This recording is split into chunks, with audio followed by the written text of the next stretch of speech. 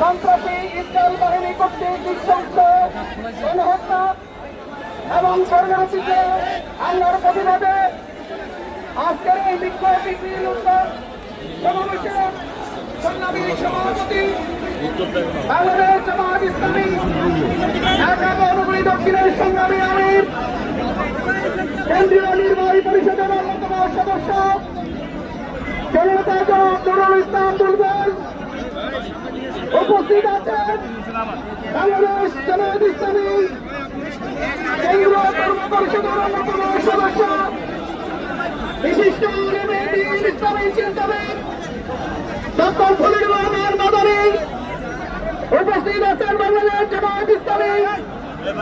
ঢাকা মহানগরী দক্ষিণের সংগ্রামী নওয়াব আমির কেন্দ্রীয় কর্ম পরিষদের অন্যতম সদস্য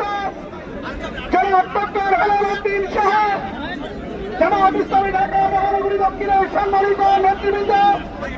সম্মানিত তৌহিদি জনতা আসসালামু আলাইকুম ওয়া রাহমাতুল্লাহ। সম্মানিত তৌহিদি জনতা আপনারা ইতিমধ্যে লক্ষ্য করেছেন যুদ্ধবিরতির মধ্যে গত 18 মাস থেকে মুসলমানদের ছিল শত্রু যাদেরকে আমাদের প্রিয় রাসূল সাল্লাল্লাহু আলাইহি ওয়াসাল্লাম নিবাদ করেছিলেন, যাদেরকে পরাজিত করে তাদেরকে ধ্বংস করেছিলেন, সেই সন্ত্রাসী ইসরায়েলি বাহিনী আমাদের মুসলমানদেরকে ফিলিস্তিনের গাজার মুসলমানদের উপরে বর্বরোচিত হামলা পরিচালনা করছে। স্পষ্টভাবে বলতে চাই, অবিলম্বে গাজার মুসলমানদের উপরে হামলা বন্ধ করুন। সারা বিশ্ব থেকে মুসলমানদের ফিলিস্তিনের রংবাজ করতে বাধ্য হবে। আজকে এই বিক্ষোভ মিছিল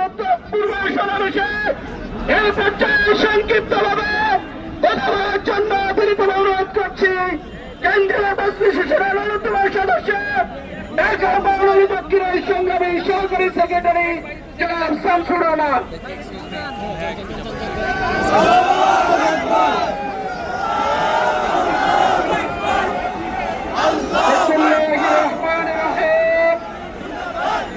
সংগ্রামী তৌহিদি জনতা,